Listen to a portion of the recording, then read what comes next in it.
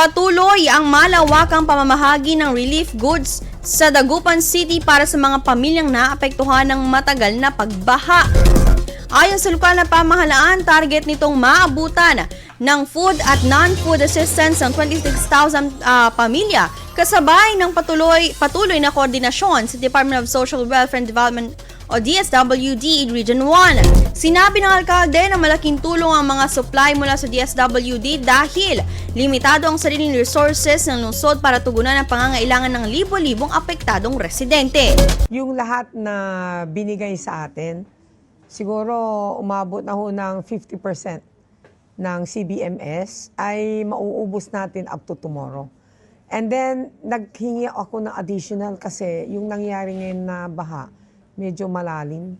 So, medyo maraming natamaan. Bukod sa DSWD assistance, mayroon ding relief goods na pinondohan mula sa Calamity Fund ng lungsod at nakahanda na para sa pamamahagi sa mga apektadong komunidad kabilang ang Bunuan Binlok at Bunuan Gesut.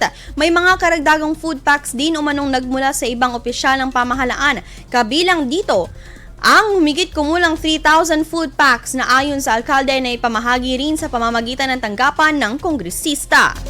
Sa ngayon, kasi ang target namin sana up to today or tomorrow, mahit namin ng 26,000.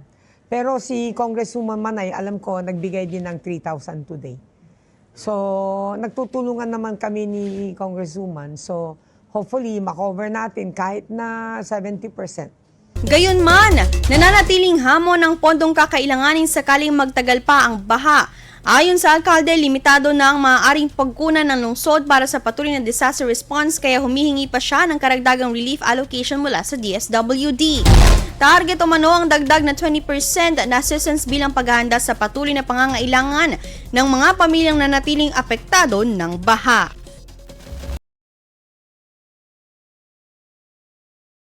Re-request pa ako ng mga additional 20% sana for itong typhoon na ito. Pero sa totoo lang, pag nakaroon ng bagyo ulit, yung pondo ng syudad natin sa CDRMC ay halos kokonti na po. So talagang tayo ay magdidepende po sa DSWD. Bagamat unti-unti nang humuhupang tubig sa ilang lugar, may mga komunidad pa rin nakararanas ng mataas na pagbaha at mayroon ding mga pamilya na natili sa evacuation centers. Patuloy naman ang relief operations at monitor ng lokal na pamahalaan habang nakahanda ang mga disaster response personnel sakaling magpatuloy ang pag-ulan at muling tumaas ang tubig sa mga mabababang bahagi ng lugar. IFM News. IFM News. IFM News.